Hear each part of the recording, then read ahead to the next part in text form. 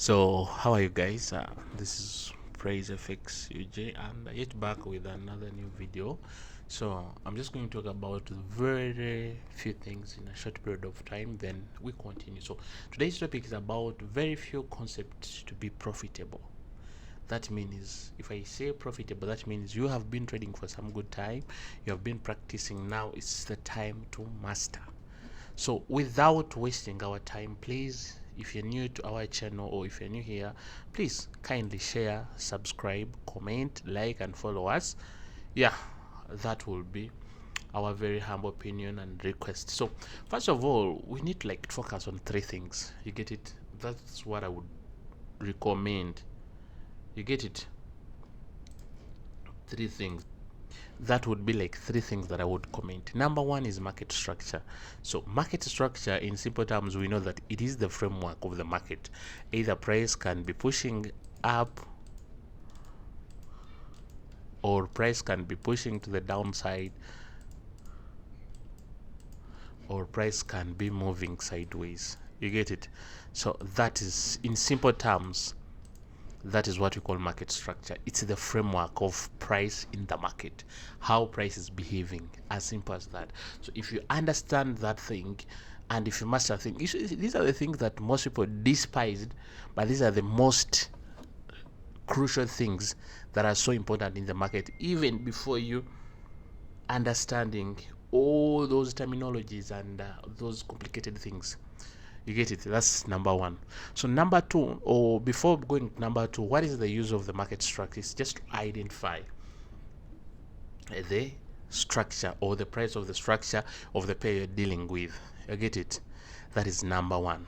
So let's take an example. Now we have confirmed that our market structure or our market is trending to the downside. You get it?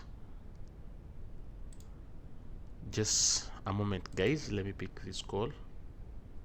No, okay, we can continue. You get it? Now we understood that now our structure.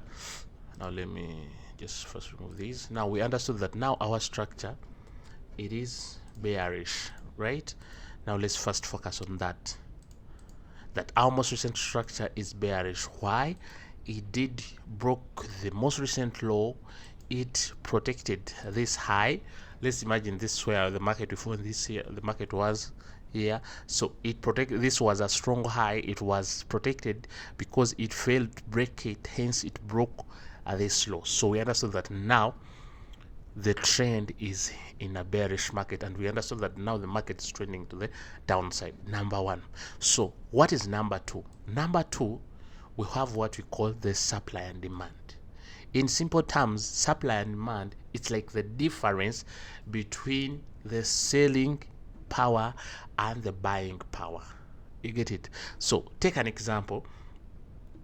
I just try as much as possible to simplify these things, guys, so that at least someone will really understand them. So now let's take an example that price is just moving like this. You get it? So price moving like that, what we normally know, we know what caused the price to push up is the demand zone. What is there in the demand zone? It's the buyers. And what made price to push down? It is the sellers. What's there in the sellers? In the supply zone. So in simple terms, supply zone, it's an area in the market at a certain level where we expect sellers to be interested more in the market than the buyers, or it's an area where buyers lose momentum to the sellers. So when they lose the momentum of the sellers, that means they are going to sell the market. And discount zone, sorry, or demand zone, it's where the sellers are going to be taken out by the buyers or are going to lose the market, and hence buyers coming in the market. As simple as that. You just don't need to complicate things. You get it? Now you see, now this comes in line after you understanding market structure. You get it? Now we understood here that our market structure is bearish, right? Why? This was the new high and the new low. The new low was taken out by a most recent high that failed to take out the high that was created. That means now the sellers was, that means that now the market was more of selling than it was more of buying. That means here the buyers, as they are buying up, they lost value to the sellers. Hence now the supply is more in the market. And now you just have to look into, now you have to put in mind that when you realize that the market is pushing to the downside, that means your main focus is now to the sellers. Now you're looking into the supply zone. So where is the supply zone? The supply zone, it's at the most recent low, the most recent high that took out the previous low. So that means the selling pressure came out of this area. So that means if we are going to sell, continue selling this market, we are not going to just sell at this level, because here we cannot just say, we cannot just sell here because we don't know if the market is going to return or retrace there, because remember, this is an impulsive move. So we cannot just say that we are going to sell here, continue selling, because price might have started its retracement and it's going to be retracing. So here you will be in negative losses. So what you have to do, you just have to wait for price to come back at your supply zone so that you can do what? So that you can sell. This is the same opposite as of when the price is buying and you're looking into buying opportunities. You get it? But here we are only focusing on supply zones because the market is trending downside. And when it's trending downside, that means the sellers are going to be in favor the moment they approach their supply zones. You get it? That's number two. One was the market structure. We understood that now the framework of the market that we are dealing with at a certain pair, it is trending to the downside. The momentum is to the downside. Number two, we understood that is it a supply or demand we need a supply zone. Why? Because the market is bearish, so that means sellers would be more in favor than the buyers. However much the market deals with buyers and sellers at the same time. So number three, it's imbalance. Now, what is imbalance in the market? It is like the insufficient in the market. You get it? So we all know that in most cases, let's take an example that when price comes in, you get it? Now, let's take an example like this. When price comes in and breaks structure, let me just use this. Sorry. So when price comes in and breaks structure to the downside, there is the supply that was in here. That means this supply level, there were a lot of sellers in the market that caused this aggressive move in the market. So whenever you see an aggressive move in the market, that means there are a lot of sellers here than the buyers for the first time. You get it? So that simply means that the market didn't balance, because if the market balanced, there won't be this aggressive move, however much you might be in the trending side, because remember the market deals with the buyers and the sellers. Now take an example that we are on the certain market, we are selling a certain product, and there are certain number of sellers and certain number of buyers. It is the market to balance, or the market sustain to be there, the amount or the product the sellers are selling, it should be equivalent to the quantity of the buyers that they need. You get it? Take an example. If there are 5 sellers and they are selling maybe 100 kgs of certain items, there should also be buyers that are also willing to buy 100 kgs of that certain item. The moment the buyers are, the moment the sellers, let's say, sell a few things to the buyers, that will cause imbalance in the market. That means the buyers will have to come back the next day.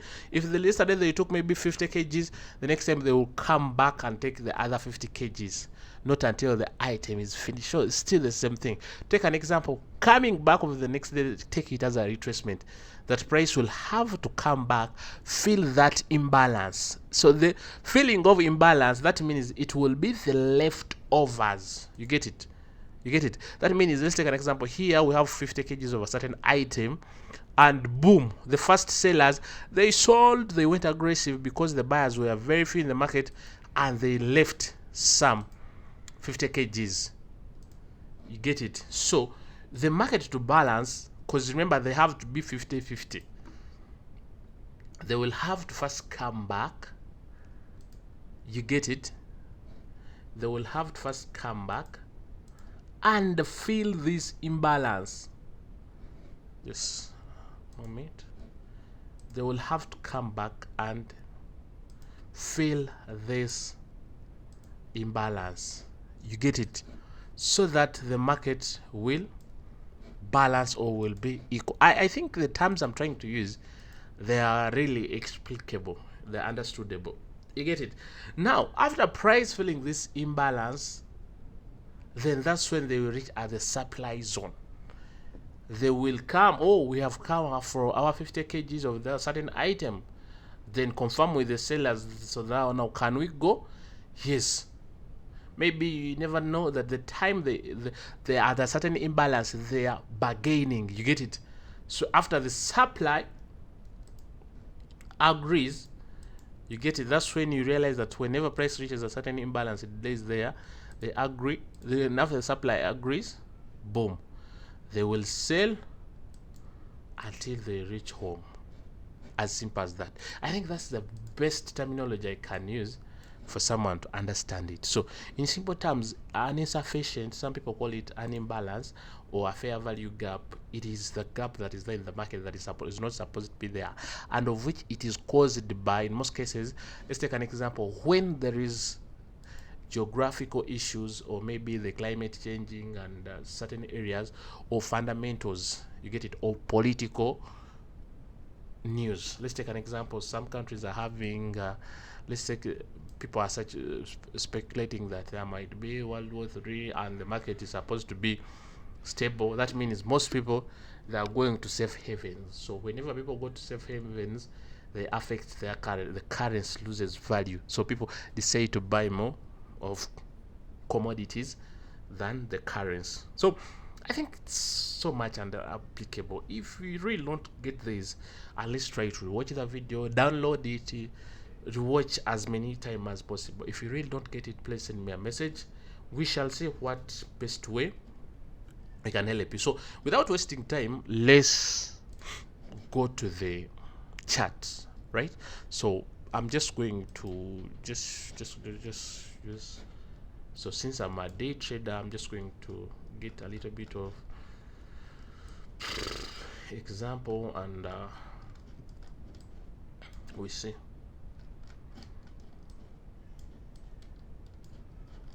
You get it? So now let's just assume that just a moment, guys. So let's continue now. Now let's take an example. We're just going to, where can we start? Okay, just going to see how would someone would have you traded this. Okay, because this looks like a retracement. See, this looks like a retracement, but how would you have got to trade this? Get it? Because let's take an example. If we start from this level, we realize that price broke structure above. You see, this was a continuation to the upper side, and that means we are pushing up, not until price maybe let's took a retracement. So and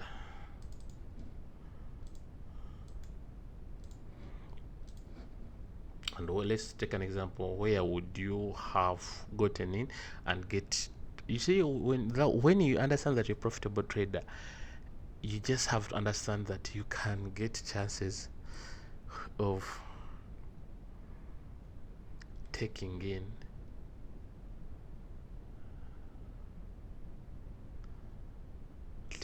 what? You can be trading an impulsive move and also an aggressive move at the same time. An impulsive move or a retracement. So you see, this would be so much far, but let's just focus at this area. Get it? So I'm just going to use my replay. I know some people will be like, yeah, that is a replay mode. You can, it is easier. You can also try it. You see, trading does not lie. You get it? And to be honest with you, if you really don't know, you don't know. As simple as that. And I think our next video, we're just going to be looking into entries, because there are two types of entries. There is an aggressive one, and also there is an aggressive one, and there is also what we call a confirmation. So we're just going to use both of them, but that's not our main focus today. So as you can see, price was pushing to the upside in most cases. So when we try to retrace from this level, you could clearly see that price, all the way the trend was pushing up. So it has been buying for some good time, and you know the market has to be balancing. You get it? However much the price is in a certain trend, it has to follow, but they're almost always there. They must be there in equilibrium. So you just watch your market and okay, just wait and see how it's going to play out. Boom. So for example, number one,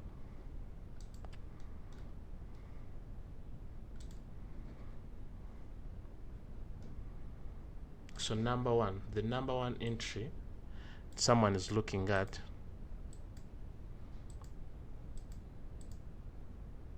exactly. So the aggressive one just enters here because you know that this was the last bull candle that created a low, but remember there was also a rejectional candle. There was also a rejectional candle that took out your low. So this simply shows that, so that was the high. So this simply shows that there was what, some little bit of forces to the downside. You get it? So after price confirming, you first sell, maybe at the beginning of this body. You put your stop loss above there and you target this low. So why am I targeting that low? It is simply because we know that the overall trend is still in a bull move, so it is going to be hard for price to come back at this low because there are certain imbalance here. So you assume that this, you're targeting this low because this is going to be a trade where most people think that the market is going to buy at this level. You get it?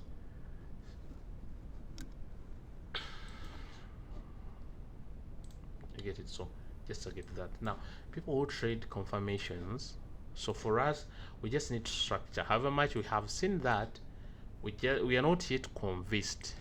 You get it? We just want to wait to see price giving us now what we want to see. We see that there is a high that has confirmed a sale. So here someone enters there at that level, but for us we need at least to see this low being taken out. You get it? Like you need a trend. You get it? We need this low to be taken out. That means this high will be protected. As simple as that. You see what works in the market. Well, one thing I've learned about trading, you just have to be patient with your life. You get it? So if you're not patient, trust me, things will ever turn south. You get it? Exactly. Now you see, after price breaks below, you see it comes back, but you were not yet sure about it. You would have taken a trade because maybe you would be targeting that high, but still, you see, when you come back on your H4, you realize that now this is the real trend. I think now this is the real structure, the real break of structure. Now we come back at H1. So where is our break? Now are you saying that what I was telling you, that we as intradays, we're looking for confirmational trade, but you see the one who has been aggressive, he entered there, price is still like plays around, goes up, comes down, goes up, comes around. So if we need something that we know will be more much protected. So why we didn't enter here? Because already we have entered. So there was this liquidity and there were like no confirmation to help us go there. Now this is now the exact move. You get it? You mark the low, that's the low, and now we are looking into this area. Now if we zoom in clearly, you realize that these are equal highs, right? These are equal highs. So if you have learned about liquidity, understand that now this is what, just, I'm sorry,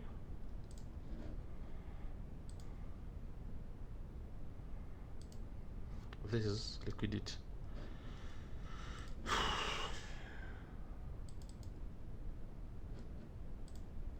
This is liquidity because those are equal highs or double tops. So we know that price, if price comes back here, it will eventually take this out. You get it? So we just have to look into the nearest move, because you'd see here there would be an order block, but it was mitigated before price pushed away. You get it? So I can't go for that, and I always say people don't go for that.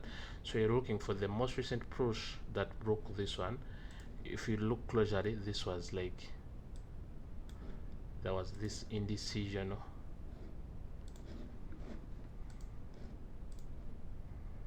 there was this indecision candle. You see what I know in the market, nothing happens as a mistake. It all happens for a reason. I get it. Now we just have to wait and see this retracement price coming back there. You get it? So you can clearly see that there is nothing like imbalance here in the market, but when we dive into low, we will find it at a certain level somewhere. So, and one of the mistakes people always do, the time frame you find your zone, it shouldn't be the time frame of your entry. It can be below, it can be 10, 15 or 5 minutes. So what are we trying to look at for us? We're just looking at a little bit of maybe an entry we would focus on to see in the market. So I think there is still liquid. Now if you see, if we push in clearly here, you realize that there is this liquidity, equal bottoms.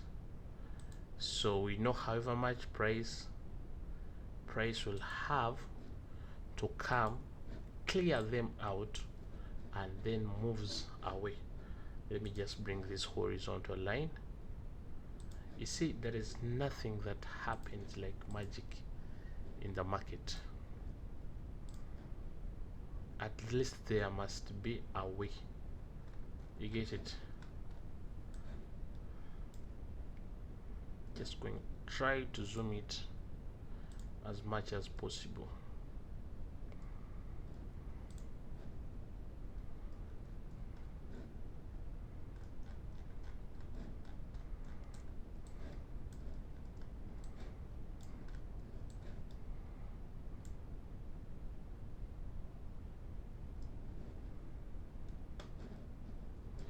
Okay, now let's come back a little bit. Now we have seen that the 15-minute chart, we have clearly seen that now the market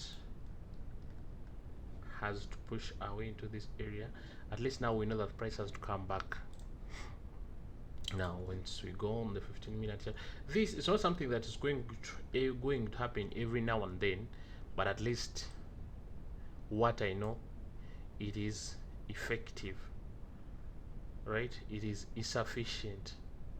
You get it? So inside here there might be a little bit of an imbalance.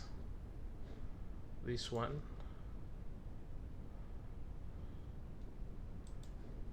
just mark it there.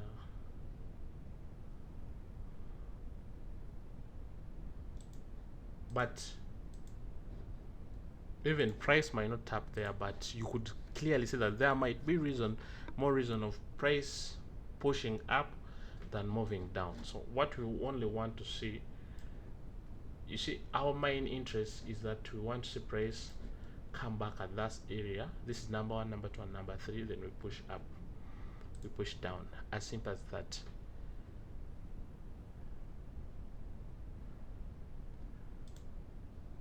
Just going to try to be so much as quick as possible.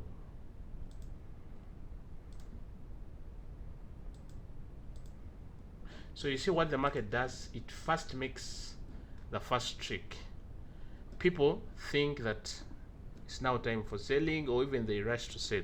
But me, I always come back at my H1. When I look clear at my H1, price has not yet tapped into my overall zone. So all these, they can be additional value and what, you get it. At least I need price to first come, give a tap there, you get it. I go back to the entry level that I'm expecting, or that I want the market to tap in. It really plays out, boom, icing. So the moment it touches there, I'm just going to enter, you get it. So why do I enter at that level? I'm targeting this low and put it there. A 1 to 5. You see, in trading, even if you get a 1 to 3 risk to reward ratio, I know most people will be like me. In the market, I would have put my stop loss maybe above this. You'll be targeting maybe below. My stop loss will be maybe below that line, or this line, or that one. You see, when you're entering the market, when you're a trader, you just have to keep in mind that you're not here to prove any point. It's you with your business, you get it. And one thing that I know it kills, it's trading for approval to people to know that you're a good trader, you get it. I know, but why am I putting my stop loss above? I know the high chances price might come and first clear this liquidity, or tap into this small imbalance, or even reach there, because it's a zone, a supply zone. It's not like one level. Price might come, just plays around and pushes away. My goal is that, do I have the right direction? As simple as that. Do I have the right area I'm heading? You see, price just comes, plays around that area. I think it consolidated. I think what I told you, it had to come and sweep those equal highs that I analyzed some time back. You see, it didn't tap, but at least it followed one that I was expecting. Then boom, it had to push down. As simple as that.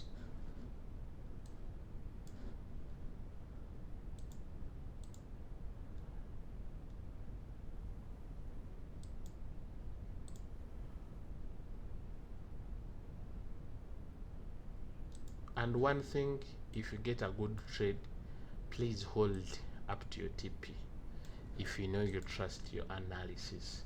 So I think everything really plays out well. You see, this one of the confirmation gets in with a 1 to 5, he gets out. There is the one who doesn't wait for a confirmation, has a 1 to 7, he's still in. Remember, he entered at H4. So for us, we have finished. So let's come back and see the one of H4.